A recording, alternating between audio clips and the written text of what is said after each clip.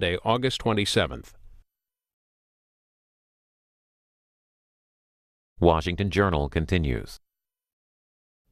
Our next discussion will take a look at the auto industry, specifically money that was spent because of the bailout. Deepa Sitharatham, a Reuters correspondent, joins us from Detroit to talk about this. Good morning.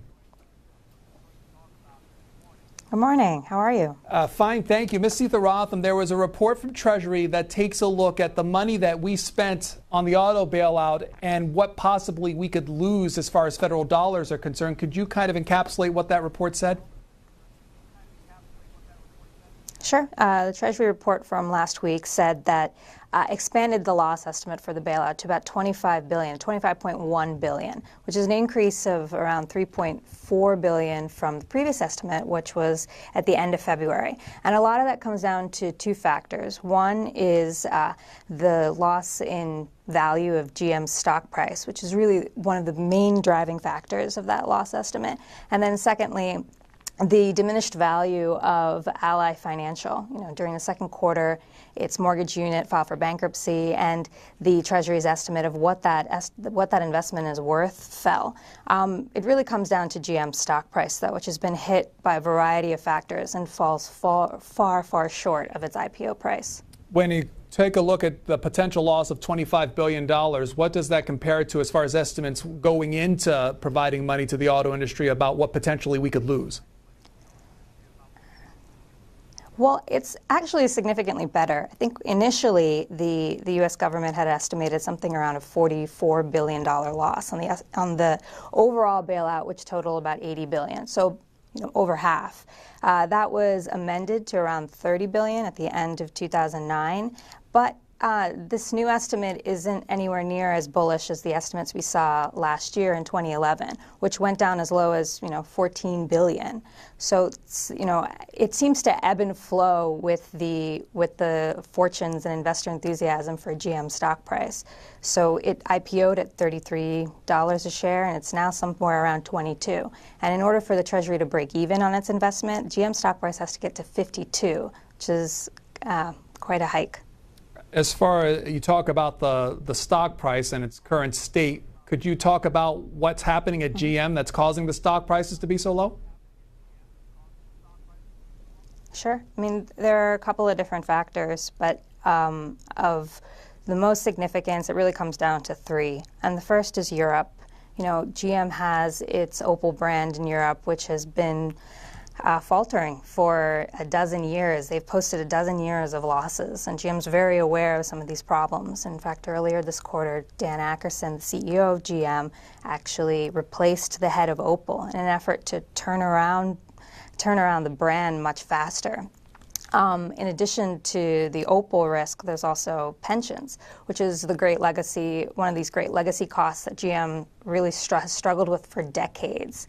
And GM has probably the largest pension plan of any company in the S&P 500 at this moment, with the pension obligation of $134 billion.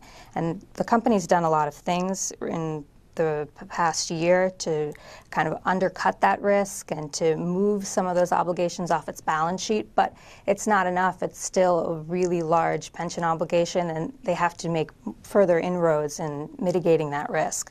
And finally, there still seems to be a lot of doubt about whether or not GM's actually changed as a company, whether the cultural change has really seeped in and changed the company's bad practices. I mean, the bailout gave GM a balance sheet restructuring, a balance sheet makeover. But in terms of culture and in terms of how decisions are made and bureaucracy, GM still has a long way to go. And there seems to be a little bit of investor concern about whether Akerson and his lieutenants have really, spurred that change rapidly enough. When you mean culture, does that mean decisions about what type of cars are built and how many are built and where they're built, or does it go further than that?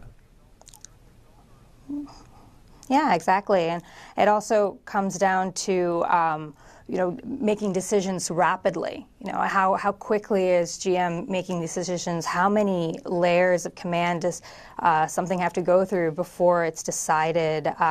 And whether GM has its priorities straight. one deal that GM made earlier this year that has really puzzled analysts and investors is its an alliance with Peugeot in Europe.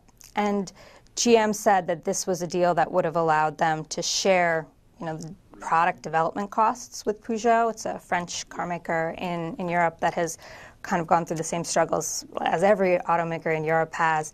But a lot of those savings you won't see until 2017, just 5 years out. And a lot of analysts and investors were puzzled by it because there seems to be more pressing issues happening now. And GM was opting for this long-term solution with Peugeot. And there are things like that aren't being clearly articulated to Wall Street, deals like that aren't being clearly articulated that kind of knock confidence in GM and therefore its share price. We're talking about the Treasury Department report looking at the auto bailout and could costing U.S. payers about $25 billion. Deepa Seetharatham from Reuters joins us from Detroit about for this discussion. If you want to ask her questions, the numbers to call 202-737-0002 for Republicans, 202-737-0001 for Democrats, and 202-628-0205 for Independents. First call comes from Pahrump, Nevada. Janet, Republican line, good morning. Good morning. I want to ask a woman that you was having, what does she think about Obama bragging about a bailout from GM if there's going to be 25 billion bucks that we're not going to get back. We own 500 million stocks right now, and it's valued at $20, and it's going to be until we get our money back. Okay, caller, Ms. Seetharatham, go ahead. Sure. This is a great question because the bailout has become real fodder for political debate, and with the Obama administration really taking credit for the bailout and calling it one of its kind of unmitigated successes, and the Romney campaign really criticizing it. And I think the caller brings up a really interesting point, which is, GM's stock price has really foundered since its IPO, so since fall of 2010. And we are looking at a $25 billion loss. What's important to remember is that these loss estimates continuously fluctuate depending on the GM stock price. And we also want to, I think it's important to also weigh the White House response to this, which is that the bailout wasn't intended to make money for U.S. taxpayers. It was really intended to preserve jobs. The White House and the Center for Automotive Research both predict that about 1 million jobs were saved by the bailout. And so when you're weighing 1 million jobs versus a real risk to the economy, which is what bankruptcies of these two companies, GM and Chrysler, would have entailed during a recession, the White House thinks it was worth it. And so they really think about the 1 million jobs that were saved, and they say, well, then it's worth it, even though we will take a haircut. But the caller's right. We're definitely taking a haircut. GM, the Treasury still owns 500 million shares. They wanted to exit by now. That doesn't seem to be practical given where the stock price is. They're looking to maximize returns to the extent possible, but we will always be looking at a loss. Off of Twitter, a question about the sales of the Volt and how that's going. Well, the sales of the Volt, this is the vehicle, the plug-in hybrid that sort of became the centerpiece of GM's IPO offering a couple of years ago. I don't actually have the exact figures of the sales of the Volt, but last year they fell short of expectations. It's hard with vehicles like the plug-in, like the Volt, which embraces a new kind of technology. Americans have been kind of slow to adopt this technology. EVs and hybrids are still significantly expensive because of battery costs, and they're out of the reach of most Americans. And and they seem to ebb and flow with fuel prices, and so it's unpredictable. Earlier this year, GM kind of refrained from giving too many expectations on the volt because they got burned last year. I think they fell short they sold less than half of what they had predicted in 2011. So this year, it's hard to say how they're going because we don't have a full year estimate or a full year outlook to compare it to. But the fact that GM fell short last year and has refrained from giving any kind of outlook this year on sales of the Volt indicates that they're starting to see that this is still a burgeoning area for sales, and EVs and hybrids are always going to be a little tricky to sell and a little tricky to sell to the American public. We're really in the early innings of this particular trend. Thomas in Connecticut on our Democrats line. John, go ahead. Hi. Back around 10 years ago, I read an article in Barron's about how the outcome of a pre-arranged bankruptcy with the United States government would be. And I purchased, at their recommendation, some General Motors preferred P stock. The long and short of it is, this stock was a hybrid stock, and it paid. The American taxpayers did get the shaft. I agree with the previous caller. The Congress got paid back 100% on their purchases when they read this article, and they were right on the money.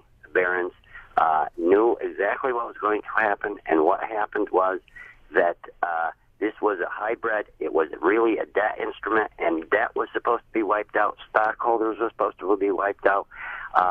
Everybody but the unions got wiped out. However, that's not true, and I would expect that there would be an examination and investigation of how this could have happened when certain few people, like myself, who do their homework, really got the shaft. Ms. Seetharaman, go ahead. What the caller's experience is unfortunately really common across the board.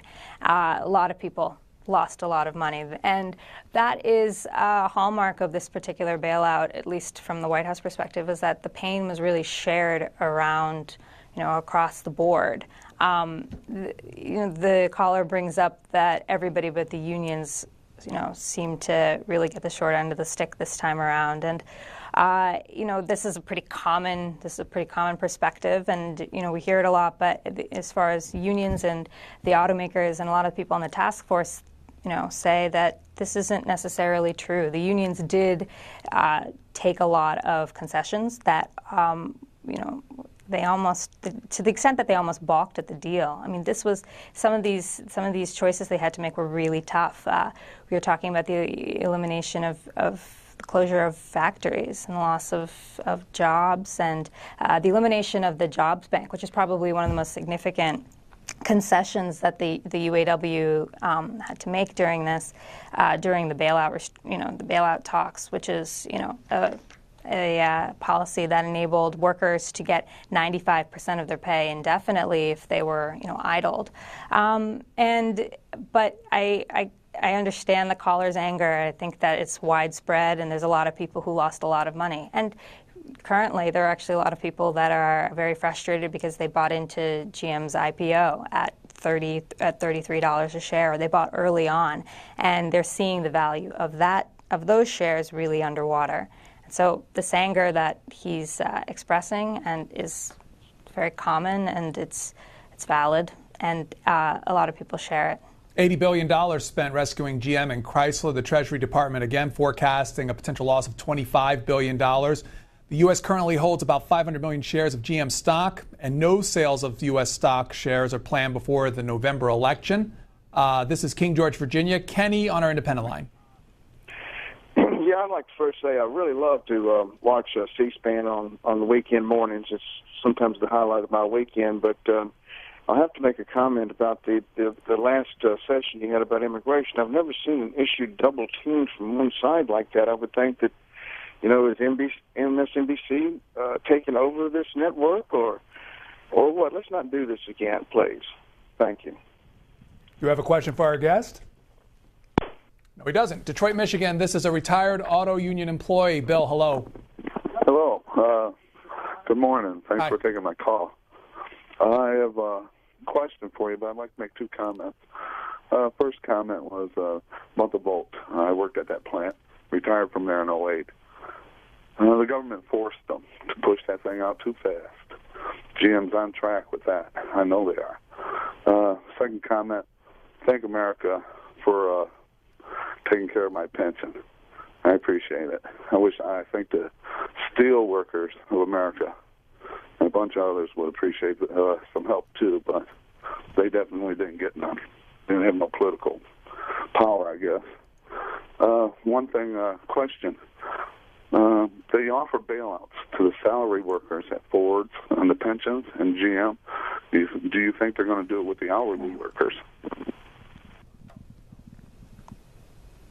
Yeah. Yes, I do. In the last contract round in 2011, the one that ended just about a year ago, actually, there is a side letter in the GM contract, which opens the possibility of a discussion between the union and GM about ways to eliminate their pension obligation to hourly workers. The caller is talking a lot about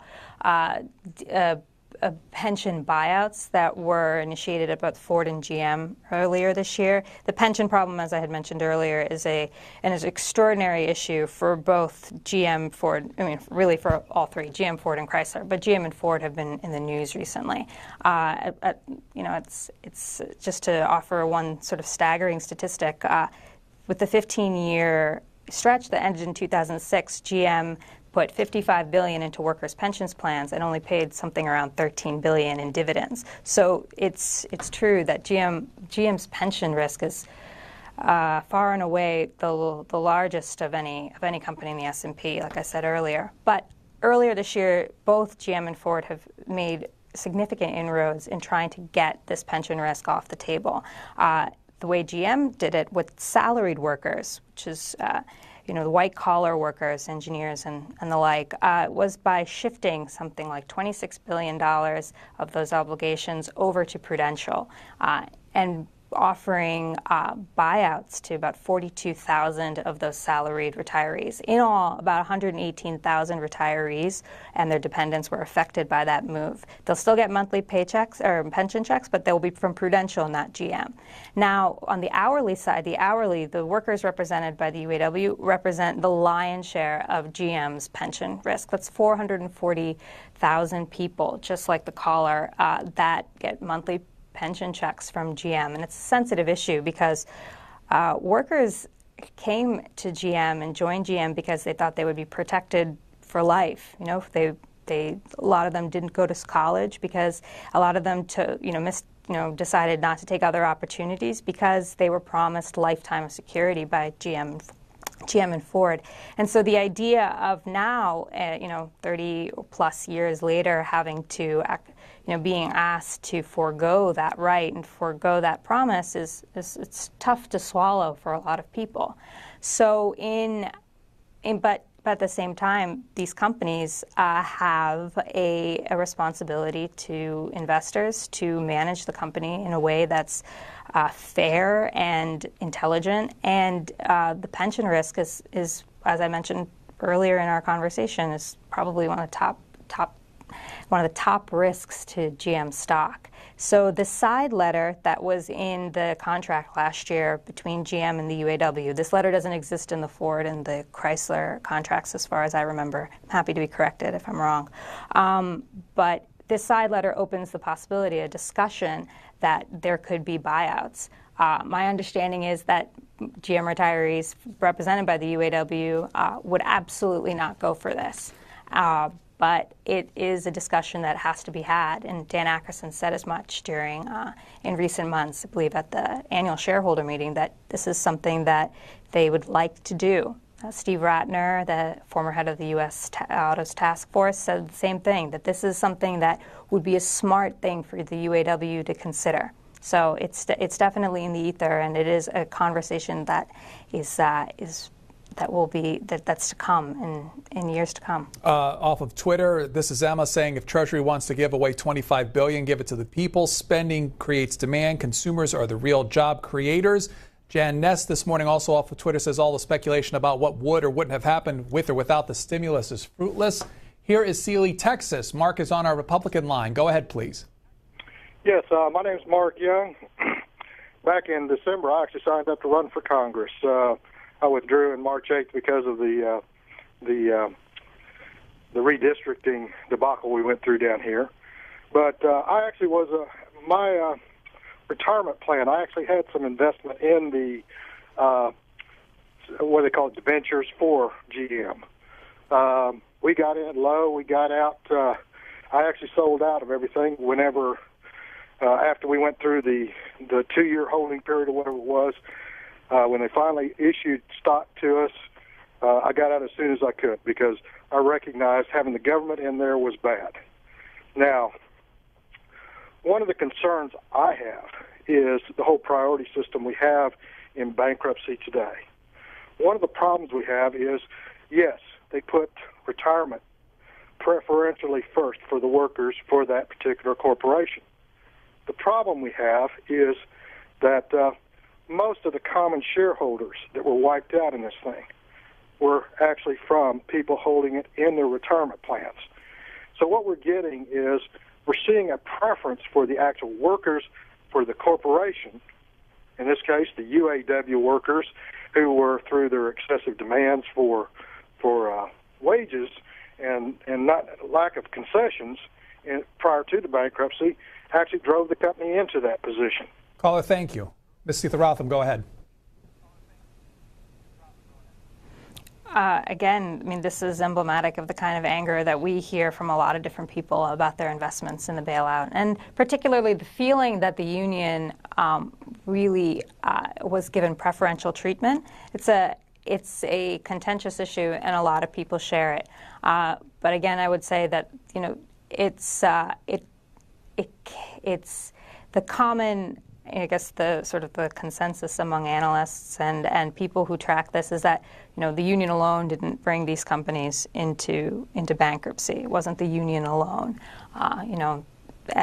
There's also issues of quality of the vehicles that we're selling, which no matter what kind of labor agreement you have, if you're not selling quality vehicles, you're not going to be successful. That seems to be a pretty kind of common thread among the analysts that we speak to regularly. But this issue that the union really got favorable treatment is a really common one, and it's one that angers a lot of people. And I would just reiterate what I said earlier, was that the union did take some steep concessions, but at the end of the day, they're the workers that build the vehicles, and I think the Auto Task Force had felt a responsibility to make sure that they were that there was respect for that, and there was respect for the fact that the UAW workers actually build the vehicles and work in the factories. So there are no easy choices here, and there are no right answers. There's a lot of anger, though, and it's very common. And calls like one we just had and one previously really are emblematic of that. Our guest is Deepa Seetharathnam from Reuters, joining us out of Detroit to talk about the auto industry and potential losses by U.S. investors in GM and others to the cost of about $25 billion. Detroit, Michigan, Pam, Independent Line. Hello. Yes. Good morning. Don't cut me off. I'm calling. First, I'd like to thank Obama for helping save the auto, and then it's more jobs that were lost besides working for the big three, because my husband he didn't work at the big three, but he's a high-low driver, and his job was saved because of that. And then other jobs down the line were saved because of that. But they did make a lot of concessions. He had to give up some of his health care benefits. His pay was lowered by like $5 to $6, and he lost vacation time. And then plus this started under the Bush administration, and he had no strings attached. And I think he first gave anywhere between $7 to $25 billion to start the program. So, caller, we're running short on time. So, what's the question? Okay, mine was just the comment to say that I thank Obama for it and that it started under Bush. Thank you. Thank you. Ms. Seetharam off of Twitter, a question, is GM running the company or the government? I'd like to use it to ask, how much government influence does GM still see? And, do they still get visits or consult with the federal government about how their business is doing? GM says that the Obama administration doesn't weigh in on business decisions, and so that's what we hear, and that's what we hear regularly. This week, GM put in a bid for Ally Financial's international operations in an effort to sort of expand their ability to finance vehicles and around the world. And this was reiterated again by sources that. Again, the Treasury really played no role in GM's decision to bid on Ally. And that's a unique deal in and of itself, because Ally was one of the companies that was recipient of nearly $17 billion in bailout money in 2009. And the proceeds of the sale of these international operations will go to pay back the U.S. taxpayer. And that GM is in the running creates sort of this ironic twist. Pittsburgh, in terms of government influence, yeah. Pittsburgh, Pennsylvania. Andrew on a Republican line. Yes. My question is, what right and what's the history and what's the right of the U.S. government being able to buy private industry and spending U.S. tax dollars to buy these industries and then losing billions of dollars in them, like GM, and end up having us on the hook for this money over long term, and then ending up having us owe billions of dollars to them, and the companies end up losing money in the long run and end up having us owe money, and the taxpayers ended up losing this stimulus money over the long term? I can't say I'm familiar with the historical precedent of bailouts in the U.S. government's history, but I think the magnitude of this particular package is unprecedented. Again, I'm happy to be corrected on that. I think that in this case, the losses were always expected, but it was weighed against, the White House weighed this against the fact that a million plus jobs would be preserved. And that is what they take as a success. The fact that the loss of those million jobs in 2009 during the depths of the recession would have been extremely damaging to the U.S. economy. It would have hurt any progress that could have been made. And I think the bankruptcies were seen as a necessary evil. I don't get the sense that the Obama administration wanted to do this. I don't think anyone wanted to have to bail out Detroit. But that's what had to have. That's what had to happen in order for there to be economic stability at that juncture. And since then, you've seen all three of the U.S. automakers really make inroads and improve. And they've steadied themselves financially. They're pulling profits. They've added 250,000 jobs since June 2009. And I think it's a question of jobs versus money, and the money is real, the loss is real, and it's something to be concerned about. But the White House and a lot of other pundits believe that when balanced against the jobs saved, it was worth it. What's the differences between what's going on at GM and what's going on at Chrysler? Well, the bailout packages at GM and Chrysler were sharply different. GM got cash, but Chrysler was laden with debt. $7.6 billion in loans from the U.S. and Canadian governments. And the capital structure, that matters because Chrysler was paying a pretty exorbitant interest rate on those loans, which was when they were coming out of bankruptcy in their first couple of years, really undercut their ability to post profits. And so as a result of that, as a result of the fact that they didn't have the kind of balance sheet restructuring that GM saw, Chrysler had to make changes much, much faster. And Chrysler had to cut even deeper. Every executive there seems to have about 3 or 4 jobs. They work 7 days a week. And I'm not to say that GM executives don't work hard, but at Chrysler there was they had a gun to their head, and whereas GM with its cash didn't necessarily have that incentive to change as rapidly. But I don't doubt for a second that GM feels the pressure, especially now that their stock price is in the 20s, far short of their IPO price and the 52 break-even level. This is Christian on our Democrats line from Port Clinton, Ohio. Hi. I hear this $25 billion loss, and again, this loss it would only occur if GM or if the government were to cash in the stock early. Again, we're reinvesting in America in one of the worst financial crises that we had in a long time. This is going to take time to get that money back. But you consider, like you said, millions of jobs that were lost. You're talking millions of employees that pay state, local tax to support our schools, to support our property taxes, homes. People would have lost homes. You're talking huge losses. $25 billion is nothing compared to about if they would have had to take the $135 billion pension over in the government. That $135 billion in pension guarantee would have been way worse than $25 billion. We're reinvesting again in America, and that it's going to take a little time. But that $25 billion is nothing compared to the billions of dollars that would have been lost.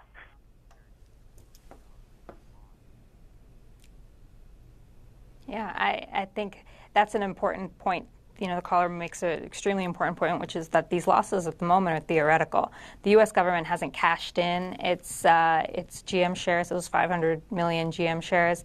The value of an IPO of Ally Financial is still sort of it's not imminent. They're still working on cashing out of Ally. They own about 75%, 74% of Ally.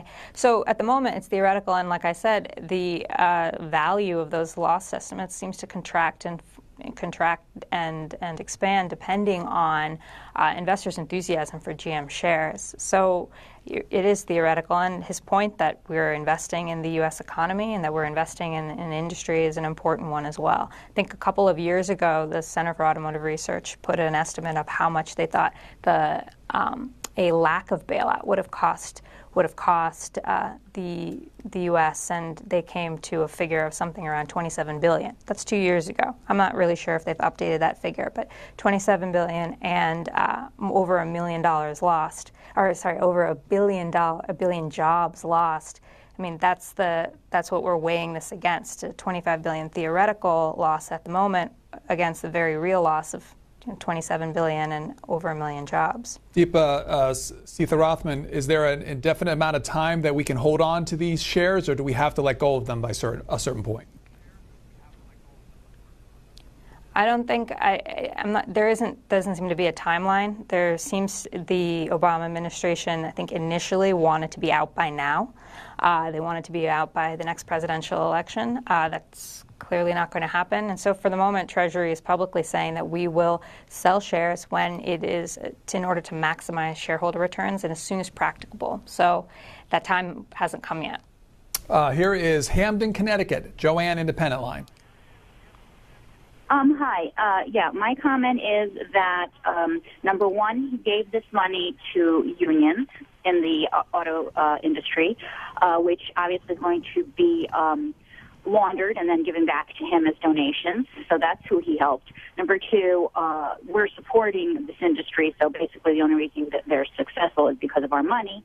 And then thirdly, he's going around saying that GM was number one, when actually the only reason it was number one for about 6 months is because of the tsunami, and the Japanese had to shut down the Toyota plants.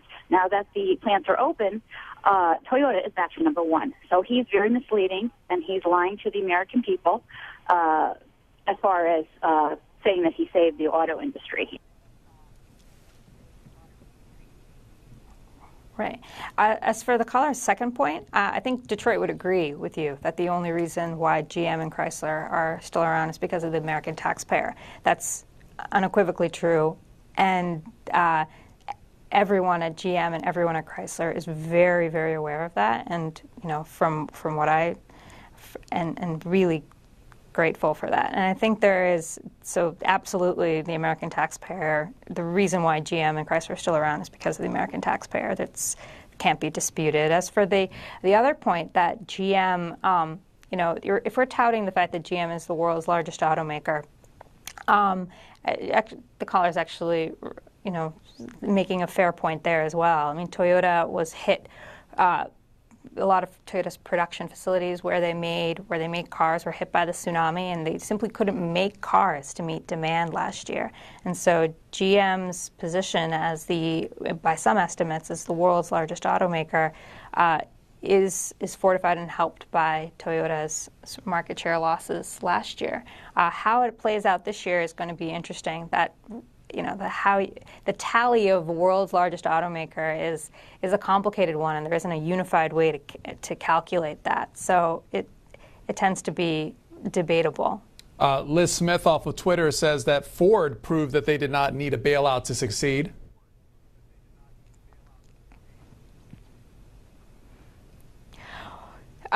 Yeah.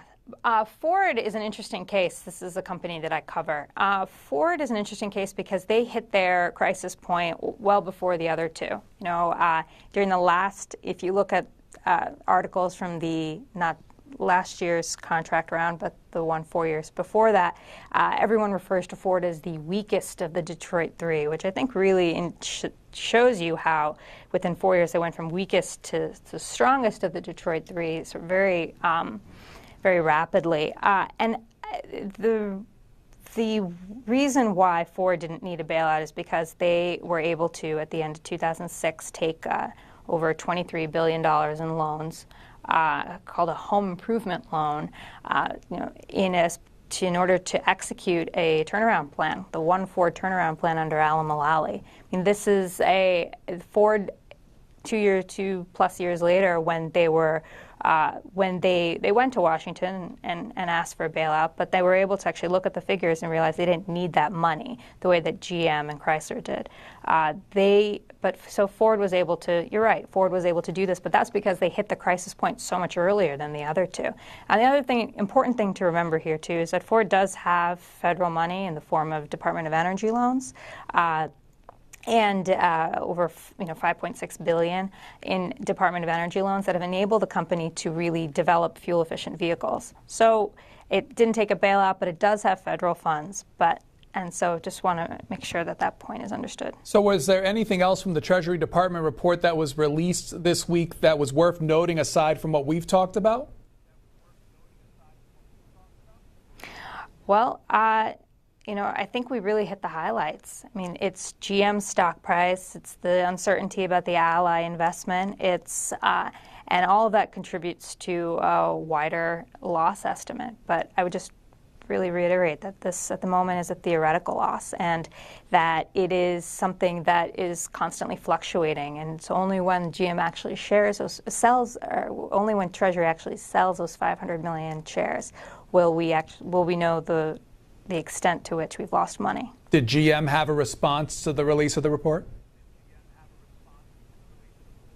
I think GM is very aware. No, GM is really aware of the fact that its share price has a lot of work to do, and it's something that Dan Ackerson has asked, and CFO has asked, Dan Ammann has asked at every quarterly earnings and annual report, and they always say the same thing. They're very concerned about it, and they're looking to work on it. And that's why they're working on things at Opal. That's why they're making some of these moves with the pension, and that's why they are trying to show investors that they're initiating cultural change. Is there a different tone now than what in the auto industry there in Detroit than what we saw in 2009? Absolutely. We have hope now. And in 2009, there was real concern and fear. And I think in Detroit, it's absolutely, everyone is it's night and day. I mean, people are really, there's a recognition that there are a lot of challenges in terms of management and execution, and there are a lot of changes that need to be made, and occasionally there's some frustration that these changes aren't being made rapidly, but there's a real feeling that these changes, that there are companies to change, and I think there is a lot of optimism about what can be done in the future. Deepa Seetharatham is with Reuters. She serves as a correspondent covering the auto industry and Ford companies specifically, and joins